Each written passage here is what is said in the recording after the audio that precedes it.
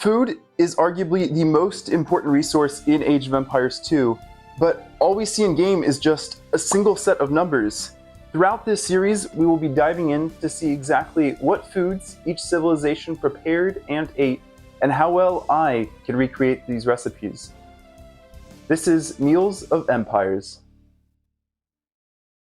So the meals we are making today are Mahshi, which is the Arabic term for stuffing. So we're going to be stuffing rice and some nice aromatics and spices and herbs into vegetables. So you're probably familiar with like a stuffed red bell pepper or a tomato maybe. But this, we're going to be using aubergine or eggplant, stuffing that. And then we're going to be making like our own version of spring rolls. I mean, it's not like I'm inventing this. This is a thing in Egypt and the Levant region on the Eastern Mediterranean, where you take cabbage leaves, you unfurl them, you quickly cook them so they become a bit more pliable, and then you roll up all the filling inside the cabbage leaf, and it's just a nice little treat. Pretty healthy, more or less. You're not frying it. Modern cabbages are quite round just because it's a little bit easier to transport, just because they're very compact and you can just smush them together. Whereas older cabbages might be quite a bit wider, and then you also have the spiral variety, which might be easy to transport as well. The reason I'm going to go for the spiral variety here is because the leaves will be quite wide, versus this is a little bit smaller leaf, so I don't have as much material to wrap up the rice and veggies. But we're going to start with blanching the cabbage, and that will make the leaves a little bit more pliable, start cooking them a little bit, and then we'll start on the filling. All right, so we have the cabbage now with the outer leaves removed, and so I'm just going to core it by giving myself a flat surface to work with, and we're just going to cut out a square shape of the core, kind of a square pyramidal shape. That should do it. So cabbage is going into the pot of water. While that heats up and cooks, we're going to be making the filling that will go with the rice inside of the vegetables. First ingredient is the onion. So Saracens have been in Age of Empires 2 since the beginning. They represent the Muslims, the followers of the Prophet Muhammad in the Arabian Peninsula, and then they spread along northern Africa towards Uzbekistan to the east, and then all the way into Europe through the Iberian Peninsula.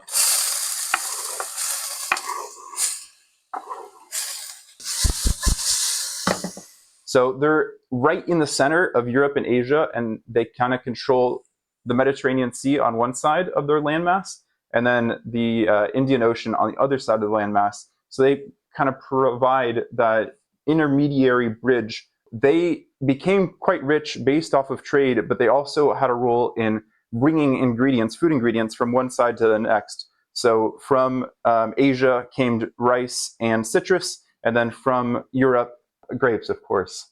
How could I forget the grapes? Not that I see grapes in Asian cooking all that often. All right, moving back to the recipe. This is going to be tricky. I need to get in here and take out the innards without really taking too much off the top, because the shorter this is, the less I have to work with when I'm stuffing. I think I just need to get in there with my hands. So all of this matter I'm going to save. So I'm going to get another bowl out. There we go. Okay, I'm feeling it now. The blade of the knife is able to shred some of the innards. There we go. Cumin and coriander. I said 1 tablespoon, about 3 grams. I'm just going to keep adding until I feel it's sufficient. So we have loads of herbs going in this recipe. There's our mint. Here is our parsley.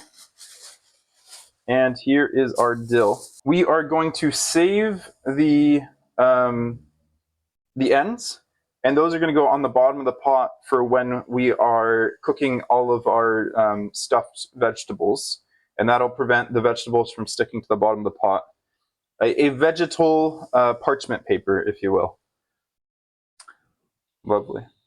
You can see the leaves have already come off. They're like little garments floating in a pool in a music video. So here is our rice. We're using Egyptian type rice. You can see the grains are quite small and quite round relative to other rice varieties like basmati or something like that. And they have fairly high starch content, so they'll be able to stick together within the vegetables. All right, a quarter liter of rice. We're just gonna spread it on right now and mix it up in the pan. It's not really cooking at this point. It's just there to become one with the filling. So there we go. All of our greens just getting thrown in there. All of our trim parts are going to go on the bottom of the pot to prevent any of the stuffed vegetables from sticking to the bottom. Here we go. So there's our beautiful cabbage. And I think what I'm going to do is cut out the middle vein, because that's just simply going to be too hard. And we're looking for like 2-inch by 2-inch pieces that can be rolled up. So I think, and I'll trim out the extra sides of the cabbage to get us a real nice edge, so we don't have any like trailing bits. Let's start with this for the cabbage and start stuffing, because I don't know how much stuffing I actually have, and I don't want to roll out more cabbage than I need to. I'm going to start with the eggplant, and we're just doing a very loose stuff. And eventually the little cabbage rolls will go around the eggplant and keep it in place, keep it from falling over. And I did remember to add salt, so I think we're in good hands. So I'm just going to take a little bit. Don't want to overstuff here. And the cabbage isn't sticky in any way, so I just have to put the seam side down, and we're not going to be putting anything on the sides. We're just going to let the rice expand into the cabbage and let that kind of stay. The rice is the structural component.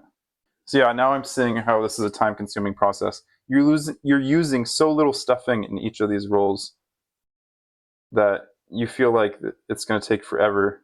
So I have my 2 layers of cabbage rolled mahshi and 2 stuffed eggplant. To that, I'm going to add back some of the warm water that was the broth that was cooking with the cabbage. So you can see these guys are trying to float a little bit, specifically the eggplant. So I'm going to let the water come in and fill them. All right, hold on, Chef Cullen. You're just letting all the flavors boil away into the water. I think we can just skip on to the hummus. All right, so for the hummus, I'm going to do a little pre-demonstration. This is tahini that I made in the blender yesterday. It's difficult to make in the blender, even harder to make as we're going to make it today with the mortar and pestle. So there are our sesame seeds on high heat. You can see they're browning a little bit. And spilling sesame seeds all over the place is just a natural process of hummus, so don't worry if that occurs for you. I'm going to fill it maybe halfway and see how that does. I can always take some back out if needed. So you can see we've kind of gotten down to like meal, sesame meal at this point. Seeds are broken down, but gotta keep going. All right, there's a tiny little bit of what I'm going to call tahini. And you can see it's not a liquid by any means, just some clumps of paste that kind of stick to my fingers. So the principal component to hummus is the garbanzo bean, and I soaked these ahead of time and cooked them yesterday, and then I made the batch of hummus yesterday that I was showing that I made with the blender. But these garbanzo beans are just going to be mashed up by hand, and for this, Abby went out and bought me a potato masher while I was setting up this stream. So hopefully this will be a little bit easier than smashing up the sesame seeds. I think a lot of the fun of hummus is figuring out what you're going to eat it with. The variety, you can add some new flavors in with what you're providing. Next up is the garlic that we saved earlier. I want to cut this up very finely since I can't blend it. People have different preferences on how much cumin to add to hummus. It comes across pretty strongly because there aren't too many other flavors being melded in. I know my brother's not a huge cumin fan, but I am, so that's like about a tablespoon. Not quite, maybe closer to a teaspoon. And a lot of the lemons I've been finding in the Netherlands have been seedless. Looks like this one does have seeds. So I'll squeeze it into a little container, pull out the seeds first. We're just going to do half a lemon for this amount of hummus. And we're going to add some water as well, but just not too much. It smells like hummus. I know it's not the right texture. And it definitely looks better than the hummus that was being served in my college cafeteria.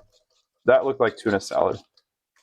The last thing to do is the preserved lemons. So we're going to be starting the preserved lemons now, putting them all into a jar, and then coming back to them in a few weeks with the Berbers once they're properly preserved. So we are going to do an X pattern on the lemons, and I'm going to go like 70 to 80% of the way through, and then 90-degree rotation from the first one, completely covering it in salt. Put it in the jar, and now we're going to use the spatula to just smash it so it's kind of covered in its own juices. The idea behind this is the flavors, the acidity will mellow out a lot, and you'll be left with something that you can just include directly into dishes. So when we get to the Berbers, I'm planning to make a tagine, which is like a stew. That looks like it's all of the lemons that'll fit in there. You can see the juice coming to the surface, covering my fingers now. So there we go. 5 lemons, all in a 650 milliliter jar. And you can see kind of that lemon juice coming up on the sides. This is borderline like soup at this point. It stayed together, which is a good sign. I have to pour off some of the liquid just so I can see what I'm doing. See what I can rescue. Maybe they should be steamed. Yeah, steamed might be okay, but I was worried that would be a longer cooking process. I think next time I make them, if there's a next time, I will try steamed. But yeah, now's the fun part. Tortilla chips, or just any chip, I used them a lot when I was growing up in hummus, but the issue with tortilla chips is they're just too thin. So they break off, you just end up with tortilla chips inside the hummus. They work better with salsa or guacamole, something that's a little bit less thick. So I'm gonna put them in C tier. Next up, falafel, a food that is either made with fava beans or garbanzo beans. But the problem with them is they often just also fall apart. And I would say they're harder to get back out of the hummus because they just crumble. So I'm actually going to put them in D tier for dipping into hummus. You really should be putting hummus on falafels, not falafels in hummus. Carrots, S tier. Carrots are an ideal item to dip in hummus. They're high in fiber. They're just an excellent vegetable. Very easy. You almost need no preparation. Carrots are so readily available in a lot of places. So yeah, carrots, S tier. Now, bread. When I used to work as a field biologist, my lunch almost every day was bread and hummus. It was easy to find. It was consistently vegan. Sourdough bread is kind of between A and S tier for me, but at the same time, it's not quite a carrot. I think I'm going to put it in S tier still. Celery, A tier. It's like a carrot, but just not quite as interesting. Broccoli. The thing with the celery and the carrots is they don't have too strong a flavor on their own. So I think they're okay. They just kind of contribute a little bit more moisture to the hummus, especially if the hummus is a little spicy. It can be a cooling effect of the celery and the carrots. I'm going to put the broccoli down in C tier with the tortillas. Again, it's just kind of flaking off. I think broccoli, a lot of the time, especially if it's raw, is going to stay together a little bit better than the falafels. But still, broccoli, it imparts too much of a flavor for me too. Artichoke leaves is one I recently thought about because it's like a tortilla where you can just kind of spread it out. It doesn't have too strong of a taste, and it probably holds together a little bit better than a tortilla chip. But I've never tried it, and because of that, I can't confidently put it in B tier. It's going to stay in C tier, though I think it has a lot of promise. Next up, we have snap peas. I have some left over from the Burmese cooking last week, and they're pretty good in terms of dipping. They stay together, but I, again, think they have a little bit too much flavor. So I'm going to put it in C tier as well. Next up, we have the pita chip, or the pita bread, a very common ingredient to go with hummus. The problem with them is they just have no structural integrity. You get a terrible dip. Like you're just smearing it all over the bowl. Not ideal. B tier. I know, sacrilege. Get at me in the comments. I don't care. Sliced mushrooms. No. People put this on platters in hummus in the United States. It doesn't go together. It doesn't pair well. Beets. Beet cubes are pretty tasty, and they can add some sweetness to hummus that's often not really made sweet. I've experimented with this before, and they stay together pretty well. A nice pairing. Doesn't get the best ratio, but I'm going to put them in B tier just because the flavors are interesting combined. Brussels sprouts are one that was suggested to me by AI. I asked what you could dip into hummus just because I was thinking of trying to find additional ideas. They said Brussels sprouts. Again, it's just going to flake off. I think the flavors are better, but yeah, it's the same issue that falafel has. It's just going to flake off. You're just going to end up having Brussels sprout skins. Sliced avocado. I have made a thing before I call hamole, which is a mix between hummus and guacamole. And it comes out pretty good, though, of course, the shelf life of avocados is a lot shorter than that of traditional hummus, so you have to be on the lookout. The alternative is just to use the avocado to dip in, but the problem is the avocado doesn't stay together. But I still think I like it better than... It's as similar as beet. It provides some interesting flavor. It just doesn't hold together as well as beet. So yeah, it kind of has... It's at the same point as the snap peas. The snap peas stay together better, but the avocado tastes better. So we'll say it there. Put it there. Preserved lemon. Haven't tested this one out yet. I think preserved lemons are pretty soft on their own. I think it's pretty much the same situation as avocados. Bell pepper. I think this is similar as celery. It's pretty solid. The taste isn't for everyone, and it's not for every combination of hummus, but it can be pretty good. And of course, the last one is when you got the ratio a little bit off and you're left with a lot of hummus and you have no more dipping instruments and you just have to resort to your finger. Not ideal, but sometimes that's what you have to do. You can't leave hummus uneaten. Unfortunately, it is D tier, but it's just a cruel reality of the world we live in. Sometimes you just have to use your finger. There we go. I've added a cucumber and it's going straight to A tier. It's not quite the same level as carrots. It's a little watery sometimes. Yeah, A tier. There's the final list, unless anyone adds anything else, and I'll revise it as needed. Ready to taste test as you see fit. So why do we have just like a bowl of sesame seeds? I don't know if you wanted to garnish. Garnish! Yeah, you can be a little salt bae. Okay, so what's in here again? The mahshi is composed of cabbage leaves wrapped around Egyptian rice, onions, garlic, coriander, cumin. You dip it in anything? You No, just eat it. I just eat it straight. It's supposed to be comfort food. Oh.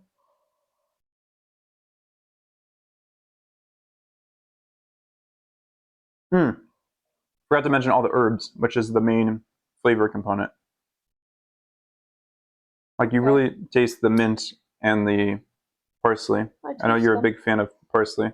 You know what would be great is if they were just slathered with cheese. Interesting choice. But yeah. I'm gonna move on to the hummus. Okay. Okay, so none of these are store-bought? Correct. So this you made with the blender, and this is the one you made by hand? Correct, today. Okay. I like carrots. I like carrots too. It was good. And would you like to try the other hummus as well? Yeah. Because this wasn't actually made today. This is like a comparison test.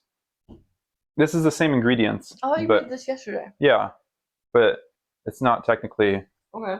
So I shouldn't include this in the rating? This is a comparison, I guess. Is that what you're saying? I don't know. Maybe you can. We'll see how low the rating is. I thought you were going to get like a store-bought rating. I was, but I just ate that one, I think.